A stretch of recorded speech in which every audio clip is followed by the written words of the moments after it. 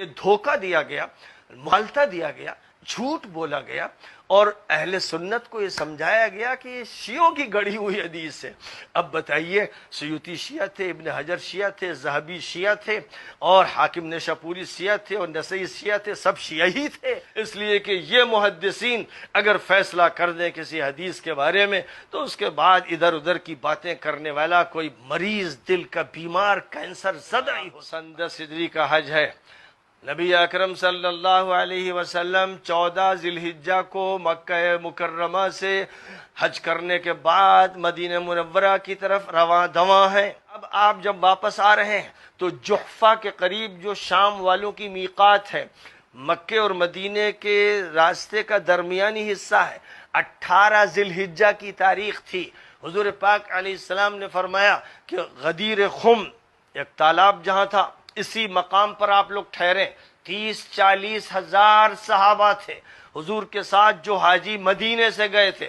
ذہن میں رکھیے گا کہ تبوک کے سفر میں حضور پاک علیہ السلام کے ساتھ 30,000 تھے، اور یہ سب حج کا جو سفر تھا اس میں 40-50 ہزار تھے، اور یہ آپ کے ساتھ واپس آ رہے تھے۔ اور غدیر خم پر آپ نے روکا اور اعلان فرمایا کہ کہہ دو کہ سب لوگ جماعت کے ساتھ میرے ساتھ نماز پڑھیں گے۔ ظہر کی نماز کا اعلان ہوا۔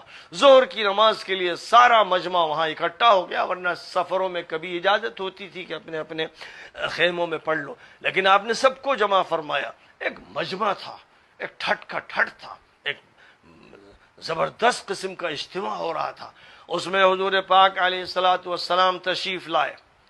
میں نے کل بھی دکھایا تھا اور یہ بتایا تھا کہ جو روایت حضرت علی کے بارے میں ثابت ہے، اس موضوع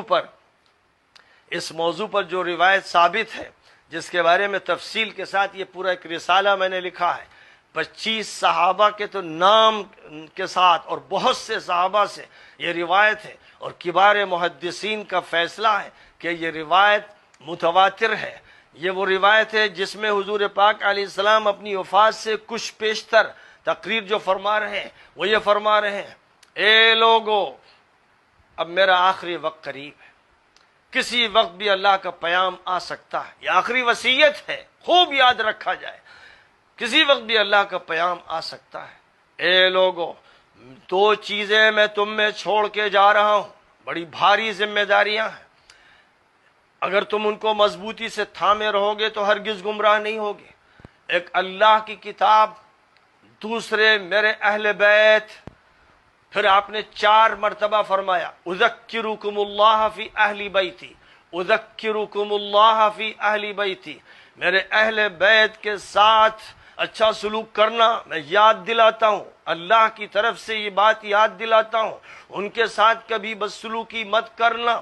اور یہ کہ قرآن اور میرے اہل بیت، اور اس وقت اہل بیت کا مطلب علی تھے۔ روایت کے راوی کہتے ہیں کہ حضور نے حضرت علی کو بلایا اور پھر کہا کہ کھڑے ہو، ہاتھ پکڑا، اور ہاتھ پکڑ کر لوگوں کا سامنا کراتے ہوئے کہا: اے لوگو، الست اولا بالمؤمنین من انفسہم، کیا تمام اہل ایمان کی ولایت مجھے حاصل نہیں؟ ان کی جانوں سے زیادہ میں ان کا ذمہ دار نہیں؟ قالوا بلا یا رسول اللہ۔ قالت: سن لو، من کنت مولا فعلی مولا، میں جس کا ولی ہوں، میں جس کا مولا ہوں، علی اس کے مولا ہوں گے، اہل ایمان کے علی ولی ہوں گے۔ علی ولی المؤمنین من بعدی، فرمایا کہ یہ ان کا مقام ہے، اللہ کی طرف سے طے کیا گیا۔ اور فرمایا کہ من عاد علی فقد عادانی، علی سے جو دشمنی کرے گا وہ میرا دشمن ہوگا۔ اور یہ فرمایا تھا: اللہم والی من والاہ وعادی من عاداہ، اے اللہ جو ان کے ساتھ تعلق رکھے، محبت رکھے، ان کو اپنا ولی مانے، اے اللہ تو اس کا ولی بن جا، اور جو ان سے دشمنی کرے، اے اللہ تو اس کا دشمن بن جا۔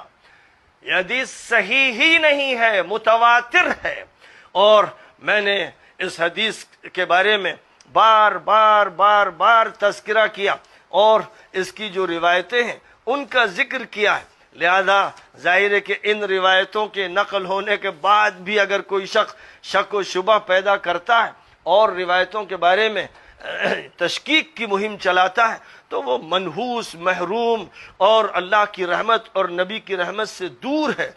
یہ وہ حدیث ہے جس کو متواتر کرنے والے علماء میں حاکم نیشاپوری ہیں، امام ذہبی نے التلخیص میں، حافظ ابن حجر نے المطالب العالیہ میں، امام حیثمی نے مجمع الزوائد میں، امام سیوطی نے الجامع الصغیر میں، امام شیخ البانی نے سلسلۃ الاحادیث الصحیحہ اور صحیح الجامع الصغیر میں اس کا تذکرہ کیا۔ حافظ ابن حجر نے کہا وقد صح انہ صلی اللہ علیہ وسلم قال انی تارک فیکم ما ان تمسکتم به لن تضلوا کتاب اللہ وعطرتی، میں دو چیزیں تم میں چھوڑ کر جا رہا ہوں، اگر تم ان کو مضبوطی سے تھامے رہو گے تو گمراہ نہیں ہوگے۔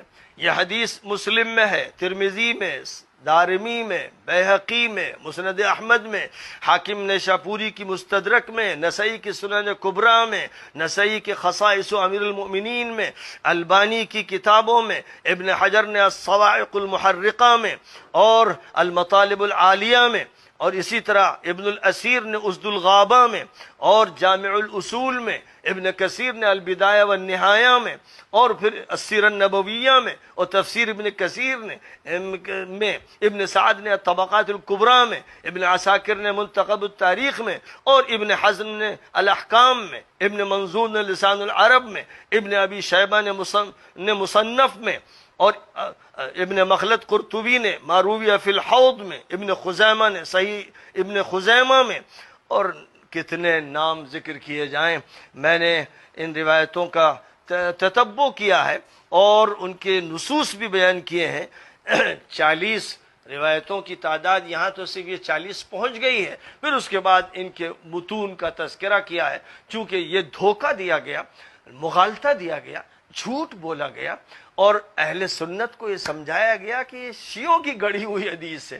اب بتائیے، سیوطی شیعہ تھے، ابن حجر شیعہ تھے، ذہبی شیعہ تھے، اور حاکم نیشاپوری شیعہ تھے، اور نسائی شیعہ تھے، سب شیعہ ہی تھے۔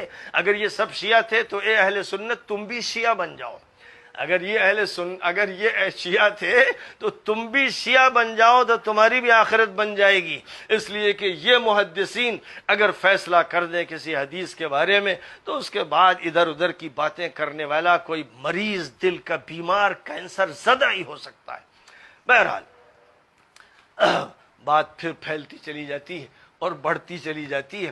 میں یہ ذکر کر رہا تھا کہ حضرت علی کے حق میں اور پھر اہل بیت کے حق میں حضور پاک علیہ السلام نے غدیر خم کے مقام پر 18 ذی الحجہ میں ظہر کی نماز کے بعد جو خطاب فرمایا تھا وہ آپ کی آخری وصیت تھی۔